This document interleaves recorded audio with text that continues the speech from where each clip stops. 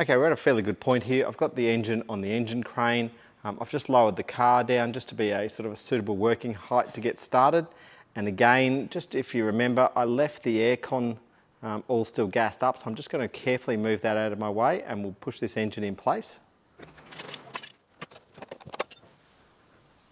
Now I do have that power steering pump that I want to connect up before I go too much further in, because it just gives me a bit more space. But I will just need to lower it engine down a little bit so the pipes can reach. Go across this way a little bit. Okay, so as we're pushing this back in here, the thing you've really got to be watching is this power steering pump, and there's a big bracket with some hoses that come right up. Make sure it doesn't get caught up anywhere. I'm just kind of going to push it as far back as I can so the engine can kind of just sit in place, but you don't want it hanging down and then push the engine back, otherwise you're going to cause yourself some chaos.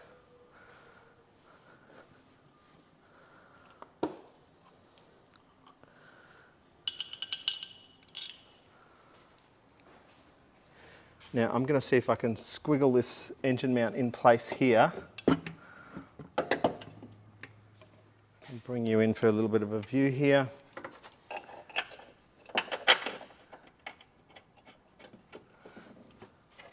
Three bolts.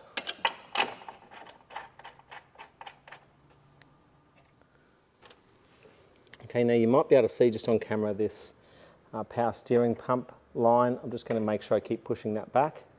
And we'll push this engine in, obviously, till this mount lines up. Got to go a little bit higher and back.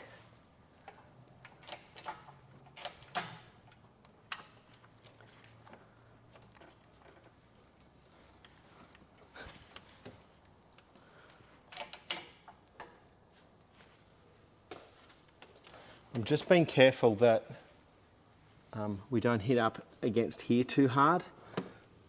I hate scratching up all these sort of fabric insulation things here. There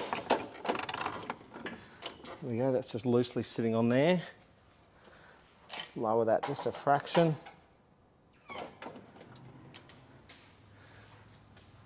Make sure that that power steering line is still free, it's not caught up anywhere.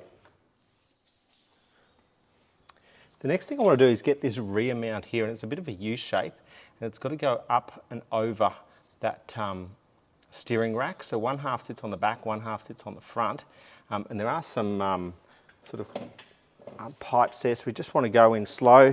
You might need to sort of wiggle things a little bit.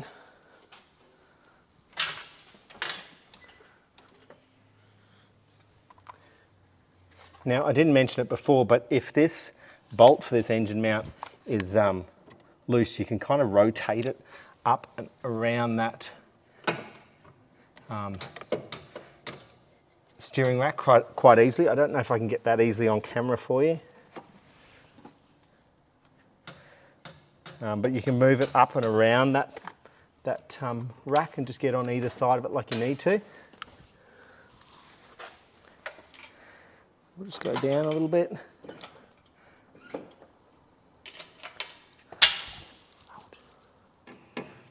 Yep, and then that comes down on each side of the subframe. Just make sure that none of the coolant pipes or anything are getting caught up here.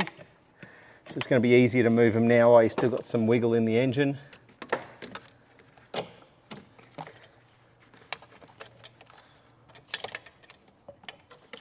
Okay, just make sure none of your cabling is going to get dropped down and crushed as we lower this down a little bit further.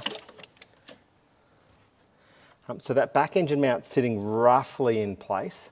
Let's have a look at the front one. Now this is a fairly easy one to work with because it's right in the front here. And we can just get things lined up nicely.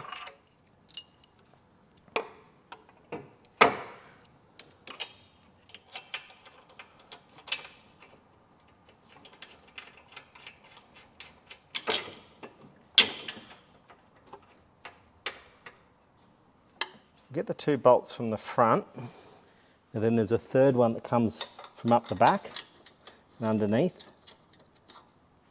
We'll just wiggle things in a little bit more of the way.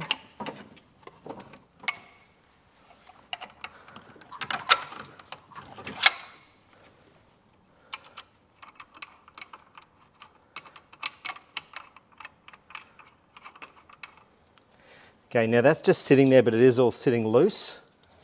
But with the way I set up my chains here, I can't put this other one on just yet anyway. So let me just see if I can take a little bit of weight off my engine crane.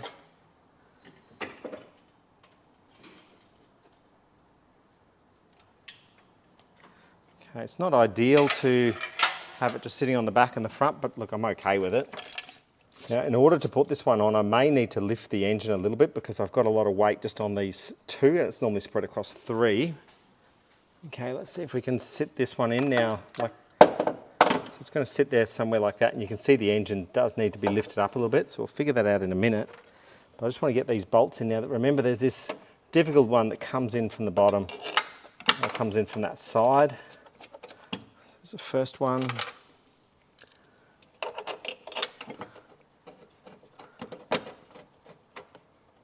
Second one there.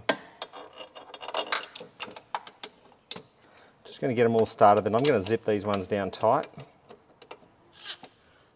14 mil, and I'm hoping I can just sneak that in there. Perfect.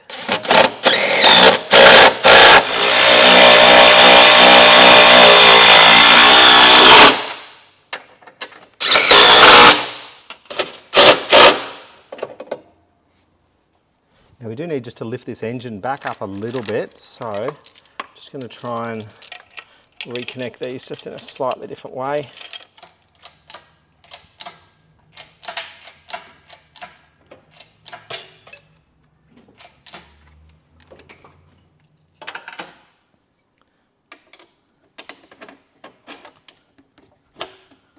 Now I did just push that all the way back in, so we need to pull it back out a little bit. The nut is sort of semi-captive. There's a little groove that it can slip in and just holds the nut in place, but it can slide out of that groove. So just be mindful of how that's going in, making sure that it's fully lined up.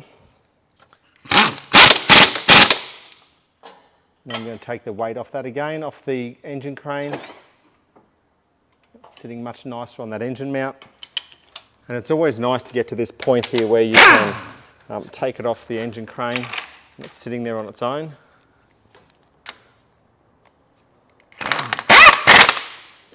We'll do this bolt here as well, the nut, sorry. This chain out of the way.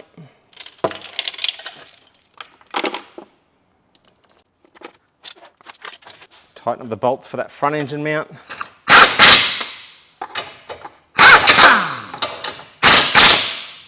Don't forget the one underneath. And on the side now, you're going to need to hold this with a spanner on this side. Is that done? Just got to work around that pipe a little bit. One at the front here, one at the back. Side. Now a little disclaimer here, the power steering lines that do come up onto the back of that intake manifold, and they sit up just, let me feel, there's two bolts, or two holes that they sit on just here. Look, that's a bit frustrating. This can get caught up. Look, it is better to put it in as you're kind of pushing the engine in the final stage. But look, it's up to you how you're going to make that work. With that, I'm going to lift this back up and we're going to duck underneath and do that other engine mount. Now, this engine mount is still loose in here, so lining these bolts up shouldn't be too much of an issue. So we've got the 4 bolts that come up into here. First one getting threaded in. Second one, and just 2 at the back here.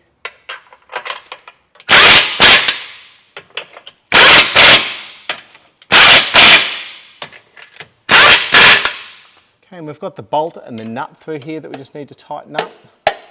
At this point, the nut on the other side's grabbed fairly tight, so I don't need a spanner on the other end. Good news, that nut is still staying tight. Okay, so front engine mount, rear engine mount, and the 2 sides are done. I'm now going to play around with that power steering pump. As well as coming in from underneath, I also want to come in from the wheel arch, and this wheel's got to come back off anyway.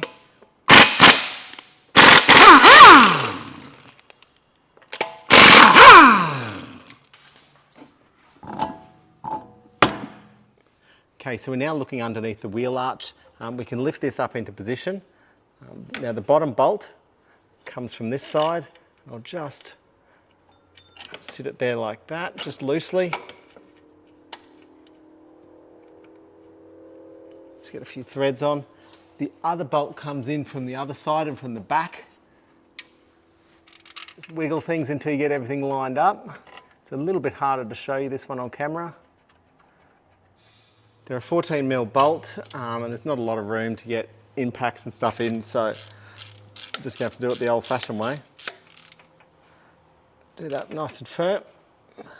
And look, once I get my arms up in here, you're really not going to be able to see much at all, but this other bolt, we can just run from up in the back up here. Yep, and just make sure you do that one up nice and tight as well. Okay, now there's going to be absolutely no way that I can show you how this is getting bolted back together, just because I can't even see it myself. You might just be able to see the top of that hose in there on camera.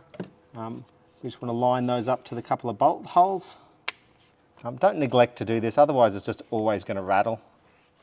It should line up fairly easy is my hope. I'm just going to use a little baby ratchet in here.